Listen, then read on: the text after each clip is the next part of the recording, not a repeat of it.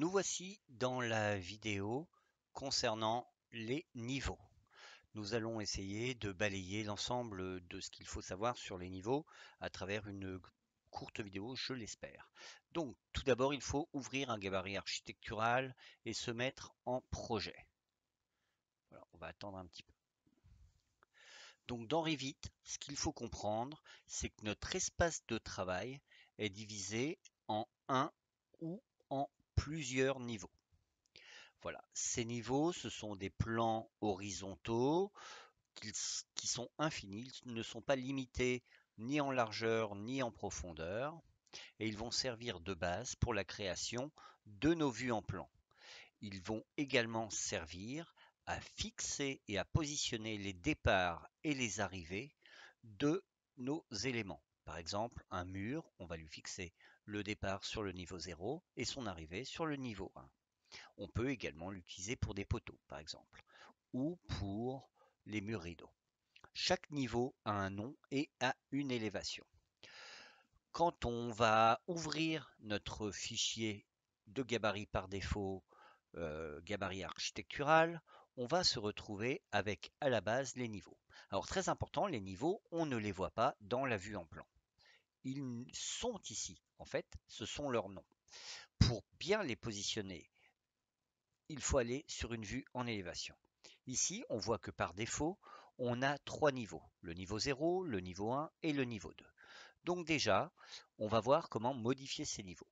Quand on les sélectionne, dans les propriétés, ici, vous allez pouvoir changer le nom du niveau. Donc mettons que celui-ci, nous l'appelions rez-de-chaussée. Et j'applique. On va également pouvoir changer son altimétrie. Donc, élévation, et je vais le mettre, mettons, à 10 cm de haut. J'applique, et je vois que le niveau est légèrement remonté.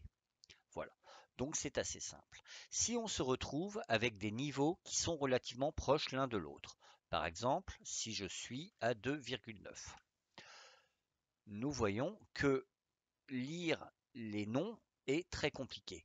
Il y a ici une petite vaguelette qui va venir nous permettre de casser la ligne de niveau et donc de déporter le nom, ce qui va nous permettre donc d'avoir un affichage assez propre des niveaux.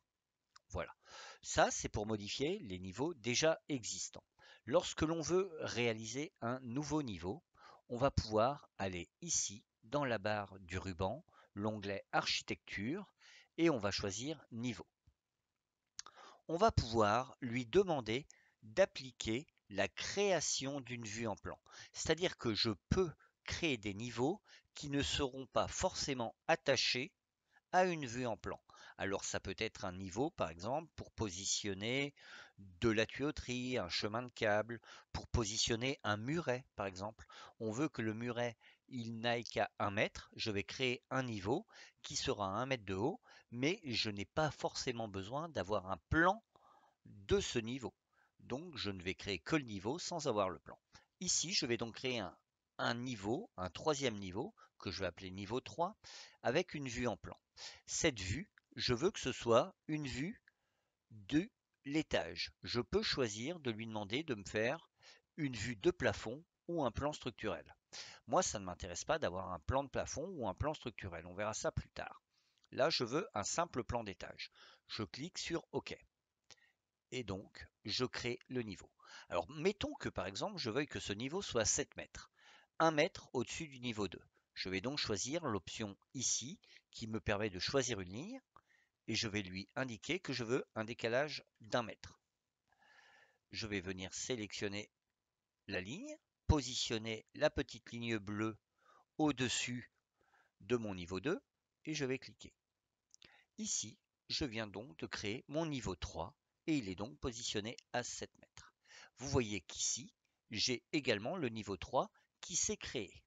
Je vais maintenant créer un niveau intermédiaire que je vais appeler niveau muret et que je vais mettre, mettons, à 3,10 mètres. Je vais donc lui dire que je ne veux pas réaliser de vue en plan.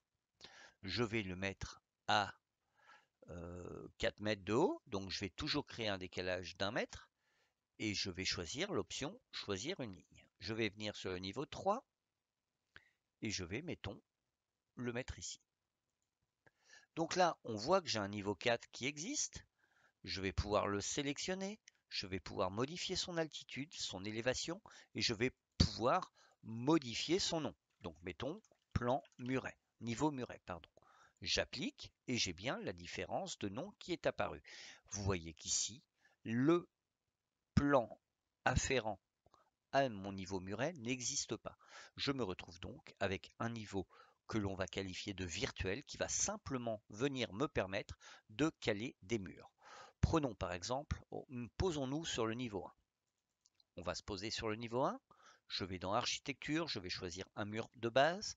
Je clique sur le premier mur. Je clique sur le second mur.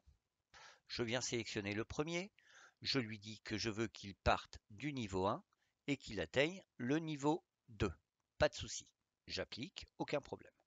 Le second, je vais lui dire que je veux aller au niveau 1 et plutôt que de rentrer une élévation de 1 mètre, je vais par exemple lui dire je veux que tu ailles jusqu'au niveau Muret. J'applique. Donc là, si je vais voir mon élévation sud, qui est l'élévation du bas, vue par le bas, je vais voir ce premier mur qui va du niveau 1 au niveau 2, ou du niveau 2 au 3, je ne sais plus, et celui-là qui s'arrête donc au niveau Muret. Je vais voir, et je me rends bien compte que mon mur ici démarre sur mon niveau 1 et va jusqu'au niveau 2, alors que celui-ci démarre au niveau 1 jusqu'au Muret. Pour supprimer un niveau, c'est assez simple.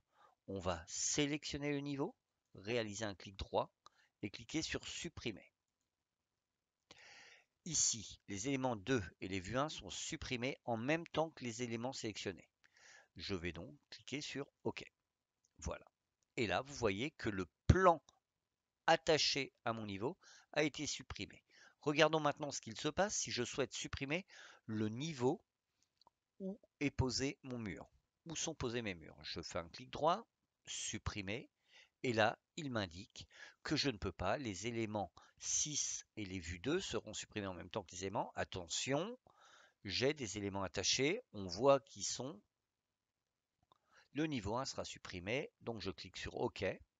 On voit que non seulement j'ai supprimé le niveau, j'ai supprimé le plan, mais j'ai également supprimé tous les objets qui étaient attachés à ce niveau. Il est donc extrêmement dangereux de supprimer un niveau au risque de supprimer la géométrie du bâtiment. Voilà, je vous remercie d'avoir regardé cette vidéo consacrée au niveau.